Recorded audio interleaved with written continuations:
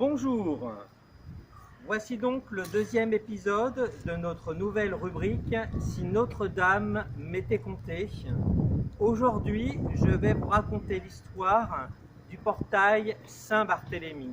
Alors, qui était Saint-Barthélemy? C'est le saint patron des bouchers, des relieurs et des tanneurs. Il vécut en Inde et donc a été écorché vif. Nous parlons donc du martyr de Saint-Barthélemy que nous verrons prochainement quand nous visiterons l'intérieur de l'église. Alors nous avons monté ce fameux escalier monumental pour accéder donc sur l'église. Nous nous trouvons actuellement sur la façade sud de Notre-Dame. Il faut savoir que Notre-Dame est située à l'est sur un plan régulier. Comme vous pouvez le constater, la pierre qui constitue l'édifice est une pierre calcaire jaunâtre qui a été extraite des carrières de Saint-Leu d'Esserent. Alors, revenons un instant sur l'origine de ce portail. Dans la seconde travée du bas-côté sud, donc s'ouvre un petit portail appelé de Saint-Barthélemy. Mais les registres paroissiaux mentionnent qu'à la date du 4 mai 1863, cette porte, jusqu'alors connue sous le nom de porte de Notre-Dame des Fers, fut condamnée et verrouillée. Alors, Notre-Dame des Fers, pourquoi?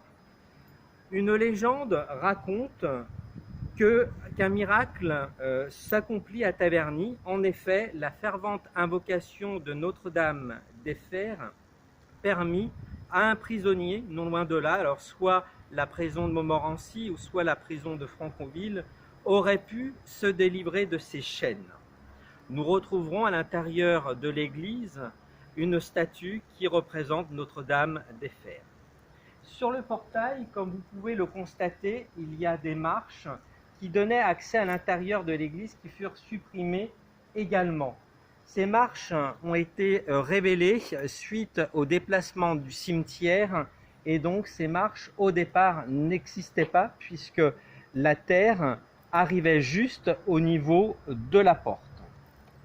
Aujourd'hui, le portail est toujours fermé. Alors, il y a différentes portes pour accéder à l'église Notre-Dame. Vous avez la porte principale qui est utilisée principalement pour les grandes cérémonies. Sinon, la porte d'accès principale qui fait office de porte d'accès, c'est le portail du roi Jean que nous verrons lors d'un prochain épisode. Alors, cette porte s'ouvre en haut de 5 marches, comme je vous l'ai indiqué, entre 4 colonnettes, donc 2 de chaque côté, qui sont couronnées de chapiteaux de feuilles, comme on peut le voir. Alors, ce sont des feuilles de vigne et de trèfle au tailloir carré. Alors, la vigne, ça doit vous parler, puisque à l'époque, il y avait des vignes qui descendaient cette pente de l'église, et c'est une des activités agricoles principales de Taverny.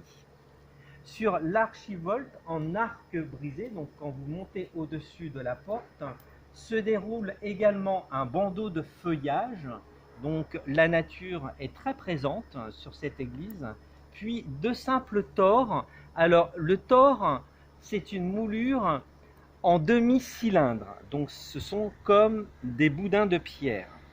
L'ensemble est surmonté d'un autre cordon de feuilles qui s'appuie sur 2 têtes. Alors oui, effectivement, nous pouvons voir de chaque côté, sur la partie gauche comme sur la partie droite, 2 têtes, 2 personnages. Alors il me semble qu'il s'agit d'une femme sur la partie gauche. Sur la partie droite, pour moi, ce serait un homme et surmonté d'une couronne, dont peut-être l'évocation d'un roi. Les éléments de ce portail furent remaniés à l'époque moderne, mais il semble que cette ouverture ait été ménagée dès le XIIIe siècle, donc c'était une partie importante de l'église.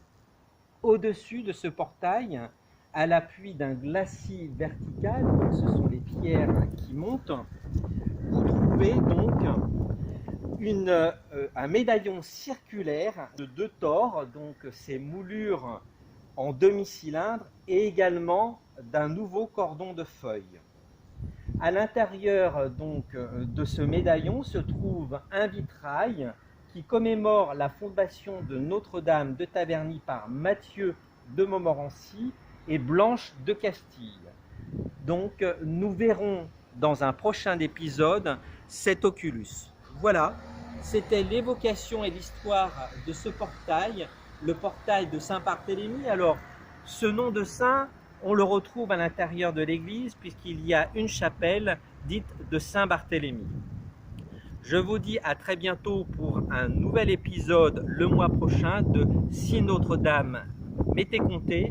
Et donc, je vous raconterai l'histoire du portail du roi Jean et la légende du roi Jean. Merci et à bientôt.